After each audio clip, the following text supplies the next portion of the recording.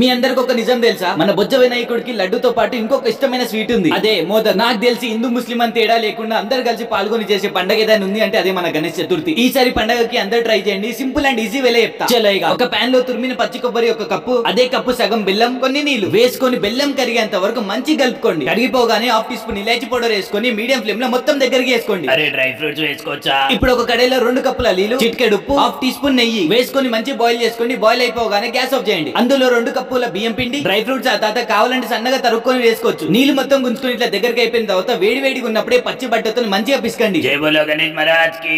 తర్వాత half tea spoon నెయ్యి వేసుకొని చేత్తో మళ్ళీ మంచి విసుకండి. ఒకటి మాత్రం జాగ్రత్త, పిండిని ఎంత మంచి పిసుకుంటే అంత మంచిదే, లేకపోతే లాస్టిక్ స్టీమ్ చేసినప్పుడు పక్క పగిలిపోతుంది. చూస్తున్నారు ఇట్లా సాఫ్ట్ అయిపోయేలాగా పిసుకోండి. ఇది మోదక్ మోల్డ్. బయట మార్కెట్ లా లేదా స్విగ్గీ ఇన్స్టామార్ట్ లో కూడా దొరికేస్తాయి. నేనైతే 35 రూపాయలకి కొన్నా. ఆయిల్ లేదా గీ అప్లై చేయండి. లోపల పిండి తీసుకొని మధ్యలో గుంత లెక్క వేసుకోండి 2 సైడ్. అరే పెన్ను క్యాప్ దొరకలేదురా. నీవ కొడితే మ్యాప్ లో లేకుండా పోతావు, ఎందుకు ఊకే దమ్దం చేస్తున్నావు? సరిగాని రెడీ చేసి పెట్టుకున్న స్టఫ్ పెట్టుకొని క్లోజ్ చేయండి. ఎక్స్ట్రా సైడ్ కి వచ్చిన పిండిని తీసేయండి, కింద సైడ్ కూడా మూసేసుకోండి. అరే నా మీద అంతా కోపమారా? కోపం కాదయ్యో, ఏదో జన్మలో చేసుకున్న శాపం అది. నీలాంటి తెలివైనాడు ఇంటి ముంగడ తాళ్లు ఖాళీ లేవని చెప్పేసి ఇంటెనకాల కరెంట్ తీగల మీద బట్టలు ఎండేసిండంట. మరుగుతున్న వేడి నీళ్ళ మీద జాలి పెట్టుకోండి, లోపల నూనె పెట్టుకుని రెడీ చేసుకున్న మోదక్లను అందులో పెట్టేయండి. మీడియం టు హై ఫ్లేమ్ లో మూత పెట్టుకుని ఒక 10 నిమిషాలు స్టీమ్ చేసుకుంటే చాలు. నచ్చితే సార్ పక్క ట్రై చేయండి. మన తెలుగు వాళ్ళు ఎంత మంది ఉన్నారో చూద్దాం. కామెంట్ సెక్షన్ లో జై అని పెట్టు. జై బోలో గణేష్ మహారాజ్ కి. నేను కూడా చెప్తా జై.